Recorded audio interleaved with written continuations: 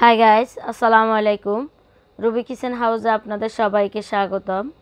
আবারও নতুন একটা রেসিপি নিয়ে আপনাদের মাঝে হাজির হলাম। আজকের রেসিপি আমার ফুড কাস্টার্ড। চলুন এর প্রস্তুত প্রণালী দেখে নেওয়া যাক। গুঁড়ো দুধ দিয়ে তৈরি করব কাস্টার্ড। তো আমি এখানে 2 কাপ গুঁড়ো দুধ নিয়েছি। এর সাথে অ্যাড করব 2 গ্লাস পানি। চিনি দিয়েছি 1.5 কাপ।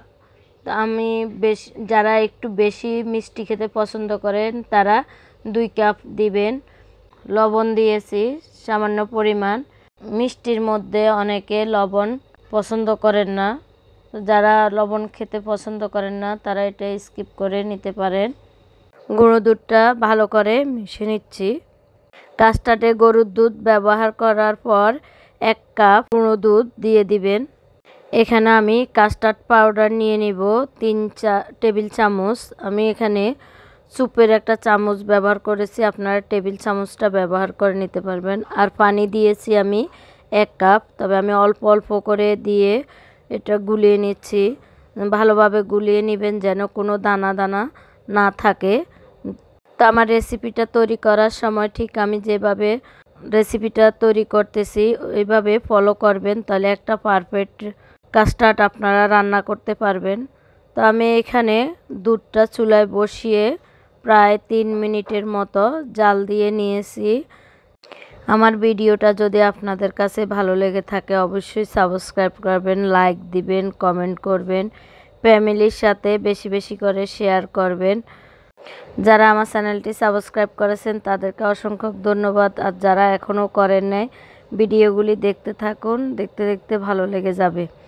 কাস্টার্ড পাউডার আগে থেকে গুলে রাখলে বা পরেও গুলে রাখলে ওগুলি বসে যায়, একটু ভালোভাবে নেড়ে নিতে হয়। যখন আমি কাস্টার্ডটা ঢালবো তখন এইভাবে এক হাতে নাড়তে হবে আর এক হাতে কাস্টার্ডটা ঢেলে দিতে হবে। কাস্টার্ড দেওয়ার সময় কোনো মতে নাড়া বন্ধ করা যাবে না, তাহলে কিন্তু কেটে দলা পেকে আসবে। 1 মিনিটের মতো জাল দিয়ে আমি চুলাটা বন্ধ করে দিব। তো আমি দেখাচ্ছি আপনাদেরকে কাস্টার্ডটা ঠিক এই রকম হয়ে আসার পর আপনারা চুলাটা বন্ধ করে দেবেন। আর যারা কাস্টার্ড যখন ঠান্ডা হয়ে যায় এটি কিন্তু বসে যায়, আমি কিন্তু রেস্টুরেন্টের মতো করে কাস্টার্ডটা তৈরি করতেছি। আর যারা পাতলা খেতে পছন্দ করেন তারা কাস্টার্ড পাউডার 1 চামচ কমিয়ে দিবেন, তাহলে আপনি পাতলা কাস্টার্ড খেতে পারবেন।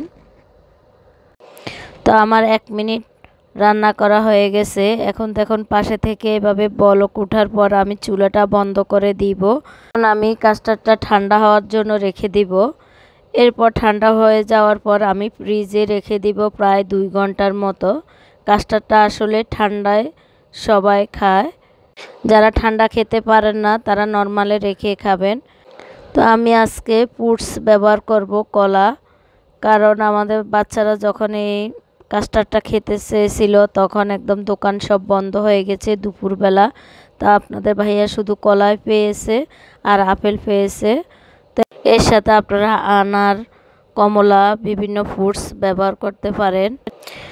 আমি যখন বাইরে ছিলাম তখন বাচ্চারা এই কাস্টার্ডটা ফলটা কেটে দিয়েছিল। তো আপনাদেরকে ওই ভিডিওটা আমি দেখাতে পারি নাই। তো সবাই সুস্থ থাকবেন, ভালো থাকবেন, আল্লাহ হাফেজ।